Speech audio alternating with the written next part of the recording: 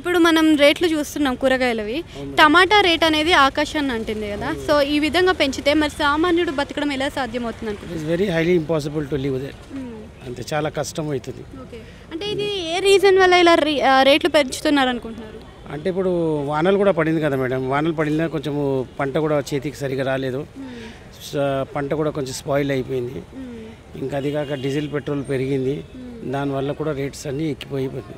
అంటే ప్రభుత్వం మారాక రేట్లు అనేది అందరికీ అందుబాటు ధరల్లోనే ఉంటుందని అనుకునే సందర్భంలో ఇలా రేట్లు పెంచితే మరి ప్రభుత్వానికి ఇప్పుడు రేట్లు ప్రభుత్వం ఏం పెంచేది, ఇప్పుడు బస్సు ఫ్రీ ఉంది, అన్ని ఫ్రీ ఉంది, అయినా కానీ కూడా మార్కెట్లో కూరగాయలు ఇప్పుడు బీరకాయ కొనడానికి పోయినాను 80 రూపీస్కి తక్కువ ఇవ్వట్లేదు. ఇప్పుడు వేరే కూరగాయలు కొనడానికి పోయినాను ఏది కూడా 60, 80, 60, 80 నడుస్తుంది, అంతకన్నా తక్కువ ఏది లేదు.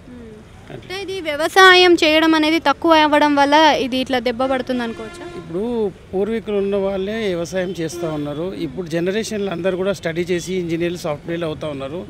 ఇక పంట ఎవరు చేస్తారు, అందరు తినేవాళ్ళే ఉన్నారు కానీ పండించే వాళ్ళు లేరు అనమాట. అది సో ఇప్పుడు అదే విధంగా చూసుకుంటే టమాటా రేటు ప్రస్తుతం 60 రూపాయలు ఉంది. ఇది మరి 100 రూపాయలకి చేరే అవకాశాలు ఉన్నాయి అంటున్నారు. మరి అప్పుడు పరిస్థితి ఏ విధంగా ఉంటుంది? ఏం లేదు, ఇప్పుడు ఒక ½ కేజీ వేసే దగ్గర పావు కేజీ వేసుకుంటారు, పావు కేజీ వేసే దగ్గర ఒక 2 వేసుకుంటాడు, ఇక వద్దనుకుంటే అలాగే తినేస్తాడు అంతే, దానికంటే ఇంకేం చేయలేదు. అంటే ఇప్పుడు టమాటా విషయమే కాకుండా ఇతర కూరగాయలు కూడా పెరిగినాయి రేట్లు అనేవి. అట్లా రేట్లు అనేవి పెంచుకుంటూ పోవడం ఇంకెన్ని నెలల వరకు, అంటే ఇంకెన్ని రోజుల వరకు కొనసాగుతుంది అనుకోవచ్చు? ఇంకా అంతే మేడం, ఇంకా అంత పెరుగుతూనే ఉంటుంది, అన్నీ పెరిగినప్పుడు అది కూడా పెరుగుతుంది, అన్నీ పెరిగినప్పుడు అది కూడా పెరుగుతుంది.